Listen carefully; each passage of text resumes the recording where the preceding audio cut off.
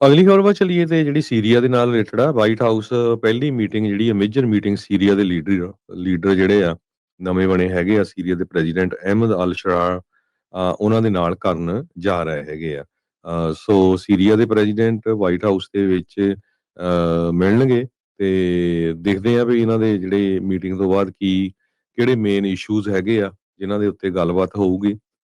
ਜਿਹੜੇ ਸੀਰੀਆ ਦੇ ਵਿੱਚ ਜੋ ਇਸ ਟਾਈਮ ਦਾ ਪ੍ਰੈਜ਼ੀਡੈਂਟ ਆ ਕਿਸੇ ਟਾਈਮ ਤੇ ਮੋਸਟ ਵਾਂਟਡ ਬੰਦਾ ਸੀ ਅਮਰੀਕਾ ਦਾ। $10 ਮਿਲੀਅਨ ਇਹਦੇ ਤੇ ਨਾਮ ਵੀ ਰੱਖਿਆ ਹੋਇਆ ਸੀ। ਪਰ ਅੱਜ ਕੱਲ ਹੁਣ ਟਰੰਪ ਹੁਣੀ ਕਹਿੰਦੇ ਵੀ ਬੜਾ ਤਗੜਾ ਫਾਈਟਰ ਹੈਗਾ ਆ ਤੇ ਸਾਡਾ ਦੋਸਤ ਹੈਗਾ ਆ। ਤੇ ਹੁਣ ਅੱਜ ਵਾਈਟ ਹਾਊਸ ਦੇ ਵਿੱਚ ਉਹਨਾਂ ਦੀ ਜਿਹੜੀ ਮੀਟਿੰਗ ਹੋਣ ਜਾ ਰਹੀ ਆ। ਯੂਐਸ ਦਾ ਗੋਲ ਇਹ ਆ ਵੀ ਸਿਕਿਉਰਿਟੀ ਐਗਰੀਮੈਂਟ ਹੋਵੇ ਜਿਹੜੇ ਦੋ ਮੁਲਕਾਂ ਦੇ ਵਿੱਚ ਜਿਹੜਾ ਬਾਰਡਰ ਹੈਗਾ ਤੇ ਕਿਸ ਤਰ੍ਹਾਂ ਉੱਥੇ ਜਿਹੜੀ ਆ ਹੋਰ ਲੜਾਈ ਝਗੜਾ ਨਾ ਵਧੇ।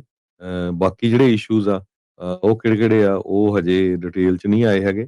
ਪਰ ਮੀਟਿੰਗ ਜ਼ਰੂਰ ਅੱਜ ਟਰੰਪ ਉਹਨਾਂ ਦੇ ਨਾਲ ਹੋਣ ਜਾ ਰਹੀ ਹੈ। ਚੜ੍ਹਦੇ ਸੂਰਜ ਨੂੰ ਸਲਾਮਾਂ ਇਹੀ ਹੁੰਦੀਆਂ ਹੈ ਹਰਜੋਤ ਸਿੰਘ ਜੀ। ਜਿਹੜਾ ਬੰਦਾ ਸੱਤਾ 'ਚ ਆ, ਜਿਹੜਾ ਬੰਦਾ ਟੇਬਲ ਤੇ ਆ, ਜਿਹਦੇ ਕੋਲ ਮੁਲਕ ਆ, ਜਿਹਦੇ ਕੋਲ ਸਟੇਟ ਆ, ਉਹ $10 ਮਿਲੀਅਨ ਜਿਹਨੂੰ ਫੜਾਉਣ ਵਾਲੇ ਨੂੰ ਵੀ ਮਤਲਬ $10 ਮਿਲੀਅਨ ਇਹਨੂੰ ਫੜਾਉਣ ਵਾਲੇ ਨੂੰ ਮਿਲਣੇ ਸੀਗੇ, ਉਹ ਅੱਜ ਰਾਸ਼ਟਰਪਤੀ ਦੇ ਨਾਲ ਹੱਥ ਸੁੱਟ ਰਿਹਾ ਆ।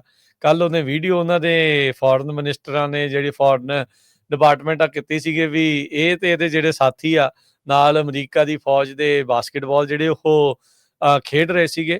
ਸੋ ਅਲ ਕਾਇਦਾ ਦਾ ਮੈਂਬਰ ਜਿਹੜਾ ਉਹ ਰਿਹਾ ਹੋਵੇ, ਜਿਹੜਾ ਮੌਜੂਦਾ ਹੁਣ ਸੀਰੀਆ ਦਾ ਪ੍ਰੈਜ਼ੀਡੈਂਟ ਅਹਿਮਦ ਅਲ ਸ਼ਰਾ। ਸੋ ਉਹ ਹੁਣ ਟਰੰਪ ਹੁਣਾਂ ਦੇ ਨਾਲ ਬਰਾਬਰ ਕੋਟ ਪੈਂਟ ਪਾ ਕੇ ਜਿਹੜਾ ਉਹ ਬੈਠਾ ਆ ਤੇ ਹੁਣ ਪ੍ਰੈਜ਼ੀਡੈਂਟ ਦੇ ਨਾਮ ਦੇ ਨਾਲ ਜਿਹੜਾ ਉਹ ਜਾਣਿਆ ਜਾਂਦਾ ਆ। ਕਿਸੇ ਟਾਈਮ ਦੇ ਉੱਤੇ ਉਹਦੇ ਨਾਂ ਦੇ ਅੱਗੇ ਮੋਰੇ ਟੈਰਰਿਸਟ ਜਿਹੜਾ ਉਹ ਲੱਗਦਾ ਸੀ ਤੇ $10 ਮਿਲੀਅਨ ਦਾ ਜਿਹੜਾ ਉਸਦੇ ਉੱਤੇ ਨਾਮ ਸੀਗਾ। ਸੋ ਵਾਈਟ ਹਾਊਸ ਦੇ ਜਿਹੜੇ ਪ੍ਰੈਸ ਸਕੱਤਰ ਕੈਰੋਲਿਨ ਲੈਵੈਟ ਉਹਨਾਂ ਨੇ ਕਿਹਾ ਵੀ ਕਹਿੰਦੇ ਵੀ ਇਹ ਰਾਸ਼ਟਰਪਤੀ ਟਰੰਪ ਦੀ ਡਿਪਲੋਮੈਸੀ ਦੇ ਐਫਰਟਸ ਦੇ ਵਿੱਚੋਂ ਇੱਕ ਆ ਵੀ ਉਹ ਦੁਨੀਆ ਦੇ ਵਿੱਚ ਉਹ ਸ਼ਾਂਤੀ ਲਿਆਉਣ ਦੇ ਲਈ ਕਿਸੇ ਦੇ ਨਾਲ ਵੀ ਮੁਲਾਕਾਤ ਤੇ ਹਰ ਇੱਕ ਦੇ ਨਾਲ ਮੁਲਾਕਾਤ ਕਰਨ ਦੇ ਲਈ ਉਹ ਰਾਜੀ ਜਿਹੜੇ ਉਹ ਹੈਗੇ ਨੇ। ਤੇ ਜਿੱਦਾਂ ਤੁਸੀਂ ਦੱਸਿਆ ਵੀ ਟਰੰਪ ਉਹਨਾਂ ਨੇ ਆਲਰੇਡੀ ਕਿਹਾ ਵੀ ਅਲ ਸ਼ਰਾ ਜਿਹੜਾ ਆ ਉਹ ਇਸ ਟਾਈਮ ਬਹੁਤ ਵਧੀਆ ਕੰਮ ਕਰ ਰਿਹਾ ਤੇ ਉਹਨੇ ਸੀਰੀਆ 'ਚ ਬੜੀ ਪ੍ਰੋਗਰੈਸ ਕੀਤੀ ਆ। ਬਸ਼ਰ ਅਲ ਅਸਾਦ ਨੂੰ ਭਜਾ ਕੇ ਜਿਹੜਾ ਆ ਉੱਥੇ ਰਸ਼ੀਆ 'ਚ ਘੱਲਿਆ ਤੇ ਇੱਥੋਂ ਤੱਕ ਵੀ ਪਤਾ ਲੱਗ ਰਿਹਾ ਹਰਜੋਤ ਸਿੰਘ ਜੀ ਵੀ ਇਹਨਾਂ ਦੇ ਵੀ ਸੰਬੰਧ ਰਸ਼ੀਆ ਦੇ ਨਾਲ ਠੀਕ ਠਾਕ ਹੀ ਜਿਹੜੇ ਉਹ ਨਾਲ ਦੇ ਨਾਲ ਚੱਲ ਰਹੇ ਹੈਗੇ ਆ। ਜਿਸ ਮੁਲਕ ਦੇ ਵਿੱਚ ਸੱਤਾਧਾਰੀ ਤੇ ਜਿਹਨੂੰ ਕੱਢਿਆ ਹੋਵੇ ਉਹ ਦੋਨੋਂ ਇੱਕੋ ਮੁਲਕ ਦੇ ਨਾਲ ਇਸ ਟਾਈਮ ਸਾਂਝੀ ਜਿਹੜੀ ਦੋਸਤੀ ਆ ਉਹ ਨਾਲ ਦੇ ਨਾਲ ਰੱਖ ਰਹੇ ਹੈਗੇ ਆ। ਸੋ ਕਹਿੰਦੇ ਵੀ ਇਹ ਕਿਹਾ ਜਾ ਰਿਹਾ ਵੀ ਜਿਹੜਾ ਅਲ ਸ਼ਰਾ ਆ ਉਹਨੇ ਜਿਹੜੀ ਇਹ ਮੀਟਿੰਗ ਦੀ ਜ਼ਿਆਦਾ ਮੰਗ ਕੀਤੀ ਸੀ, ਉਹਦੀਆਂ ਆਪਣੀਆਂ ਪ੍ਰਾਇਓਰਟੀਜ਼ ਇਸ ਦੇ ਵਿੱਚ ਨਾਲ ਸੀ।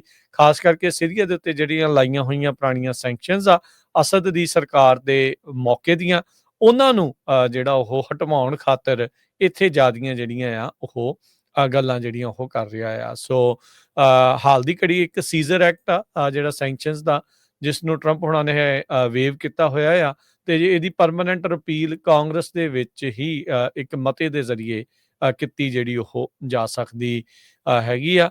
ਇੱਕ ਆਪਸ਼ਨ ਇਹ ਕਹਿੰਦੇ ਵੀ ਦੇਖੀ ਜਾ ਰਹੀ ਹੈ ਵੀ ਜਿਹੜੀ ਸੈਨੇਟਰ ਜੀਐਨ ਸ਼ਹੀਨ ਜਿਹੜੇ ਨਿਊ ਹੈਮਸ਼ਾਇਰ ਦੇ ਜਿਨ੍ਹਾਂ ਨੇ ਹੁਣ ਵੋਟ ਪਾਈ ਆ ਹੱਕ ਦੇ ਵਿੱਚ ਨਾਲ ਕਹਿੰਦੇ ਵੀ ਉਹ ਫੋਰਨ ਰਿਲੇਸ਼ਨ ਕਮੇਟੀ ਦੇ ਟੌਪ ਦੇ ਡੈਮੋਕ੍ਰੇਟ ਨੇ ਤੇ ਉਹ ਕਹਿੰਦੇ ਵੀ ਉਹ ਐਗਰੀ ਕਰ ਰਹੇ ਨੇ ਵੀ ਇਹਨਾਂ ਦੇ ਉੱਤੇ ਜਿਹੜੀਆਂ ਸੈਂਕਸ਼ਨਸ ਆ ਵਿਦਆਊਟ ਐਨੀ ਕੰਡੀਸ਼ਨਸ ਆ ਉਹਨਾਂ ਨੂੰ ਖਤਮ ਜਿਹੜਾ ਉਹ ਕਰ ਦਿੱਤਾ ਜਾਵੇ। ਇੱਕ ਲਿੰਡਸੀ ਗ੍ਰਾਹਮ ਆ ਉਹ ਡਰਾਫਟ ਕਰ ਰਹੇ ਆ ਪ੍ਰਪੋਜ਼ਲ, ਜਿਹਦੇ ਵਿੱਚ ਕਹਿੰਦੇ ਵੀ ਜਿਹੜੀਆਂ ਕੰਡੀਸ਼ਨਸ ਆ ਸੈਂਕਸ਼ਨਸ ਰਿਪੀਲ ਦੇ ਲਈ ਕੁਝ ਰੱਖੀਆਂ ਜਾਣ ਤੇ ਜਿਨ੍ਹਾਂ ਦੀ ਹਰ 6 ਮਹੀਨਿਆਂ ਬਾਅਦ ਜਿਹੜੀ ਉਹਨਾਂ ਦੀ ਚੈਕਿੰਗ ਹੋਣੀ ਜਿਹੜੀ ਉਹ ਚਾਹੀਦੀ ਆ। ਪਰ ਹੈਡਲਾਈਨ ਇਹ ਆ 10 ਮਿਲੀਅਨ ਦੀ ਜਿਸ ਦੇ ਸਿਰ ਦੇ ਉੱਤੇ ਇਨਾਮ ਸੀਗਾ ਅਮਰੀਕਾ ਦਾ ਮੋਸਟ ਵਾਂਟਡ, ਉਹ ਅੱਜ ਰਾਸ਼ਟਰਪਤੀ ਟਰੰਪ ਦੇ ਨਾਲ ਵਾਈਟ ਹਾਊਸ ਦੇ ਵਿੱਚ ਮੌਜੂਦ ਆ। ਇਹ ਉਹਨਾਂ ਲਈ ਵੀ ਲੈਸਨ ਆ ਜਿਹੜੇ ਬਹੁਤ ਸਾਰੇ ਲੋਕ ਆਪਣੀ ਜਿਹੜੀ ਆ ਇੰਟੈਲੀਜੈਂਸ ਹੀ ਝਾੜਦੇ ਰਹਿੰਦੇ ਵੀ ਅੱਜ ਕੱਲ ਦਾ ਜਿਹੜਾ ਯੁੱਗ ਆ ਉਹ ਹਥਿਆਰਾਂ ਦਾ ਯੁੱਗ ਨਹੀਂ, ਅੱਜ ਤਾਂ ਪੈਨ ਦਾ ਯੁੱਗ ਆ। ਜਿਹੜੀ ਲੜਾਈ ਹੈਗੀ ਆ ਸਾਰਾ ਕੁਝ ਹੀ ਚੱਲਣਾ ਪੈਂਦਾ। ਹੁਣ ਤੁਹਾਡੇ ਸਾਹਮਣੇ ਆ ਵੀ ਜਿਹੜੇ ਬੰਦੇ ਤੇ ਅਲ ਕਾਇਦਾ ਦਾ ਮੈਂਬਰ ਰਿਹਾ ਹੋਵੇ, ਇੰਨੇ ਸਾਲ ਲੜਾਈ ਲੜੀ ਹੋਵੇ, 10 ਮਿਲੀਅਨ ਦਾ ਨਾਮ ਹੋਵੇ ਤੇ ਹੁਣ ਦੇਖ ਲਓ ਵੀ ਕਿੱਥੇ ਆ ਕੇ ਬੈਠਾ ਆ। ਸੋ ਇਹ ਪ੍ਰੂਫ ਆ ਬਿਲਕੁਲ ਸਾਹਮਣੇ। ਸਮਾਂ ਬਦਲਦਾ ਰਹਿੰਦਾ ਆ, ਨੀਤੀਆਂ ਬਦਲਦੀਆਂ ਰਹਿੰਦੀਆਂ ਮੁਲਕਾਂ ਦੀਆਂ। ਇਹ ਸੋ ਆਪਣੀ ਜਿਹੜੀ ਚੀਜ਼ ਆ ਉਸਨੂੰ ਜਿਹੜਾ ਉਹ ਨਹੀਂ ਹਟਣਾ ਚਾਹੀਦਾ। ਦੇਖੋ ਤਾਲਿਬਾਨ ਵਾਲੇ ਤਾਂ ਇੱਥੋਂ ਤੱਕ ਕਹਿੰਦੇ ਸੀ ਹਰਜੋਤ ਸਿੰਘ ਜੀ, ਜਦੋਂ ਟਰੰਪ ਉਹਨਾਂ ਦੇ ਪਹਿਲੇ ਕਾਰਜਕਾਲ ਦੇ ਵਿੱਚ ਜਦੋਂ ਉਹਨਾਂ ਦੇ ਨਾਲ ਬੈਠ ਰਹੇ ਸੀ, ਜਦੋਂ ਇਹਨਾਂ ਨੇ ਕਿਹਾ ਸੀਗਾ ਵੀ ਹੁਣ ਅਸੀਂ ਆਪਣੀਆਂ ਫੌਜਾਂ ਵਾਪਸ ਲੈ ਜਾਣੀਆਂ, ਤੇ ਫਿਰ ਜਿੱਦਾਂ ਬਾਈਡਨ ਨੇ ਵਾਪਸ ਲੈ ਕੇ ਗਏ, ਤੇ ਉਹ ਕਹਿੰਦੇ ਵੀ ਇਹ ਲੜਾਈ ਨਹੀਂ ਛੱਡਣੀ, ਕਹਿੰਦੇ ਜੇ ਲੜਾਈ ਛੱਡਤੀ ਤਾਂ ਸਾਨੂੰ ਲੜਨਾ ਭੁੱਲ ਜਾਣਾ। ਚਲੋ ਇਹ ਚੀਜ਼ਾਂ ਇੱਕ ਨਹੀਂ, ਹੋਰ ਪਤਾ ਨਹੀਂ ਕਿੰਨੀਆਂ ਕਮਿਊਨਿਟੀਜ਼ ਇਸ ਤਰੀਕੇ ਦੇ ਨਾਲ ਜਿਹੜੀਆਂ ਆ ਉਹ ਸੋਚਦੀਆਂ ਹੋਣਗੀਆਂ। ਸੋ ਕੱਲ ਨੂੰ ਆ ਕੇ ਫਿਰ ਛਿੱਤਰ ਹੀ ਪੈਣਗੇ ਜੇ ਤੁਹਾਨੂੰ ਲੜਨਾ ਨਾ ਆਉਂਦਾ ਹੋਊਗਾ। ਸੋ ਤਿਆਰੀ ਜਿਹੜੀ ਹੋਣੀ ਚਾਹੀਦੀ ਆ, ਚੜ੍ਹ ਕੇ ਨਹੀਂ ਜਾਣ ਦੀ ਲੋੜ। ਹਾਂ, ਵੀ ਜੇ ਕੋਈ ਚੜ੍ਹ ਕੇ ਆ ਰਿਹਾ ਉਹਨੂੰ ਰੋਕਣ ਦੀ ਤੇ ਡੱਕਣ ਦੀ ਤਾਂ ਤੁਹਾਡੇ ਵਿੱਚ ਸਮਰੱਥਾ ਜਿਹੜੀ ਉਹ ਜ਼ਰੂਰ ਚਾਹੀਦੀ ਹੁੰਦੀ ਹੈ।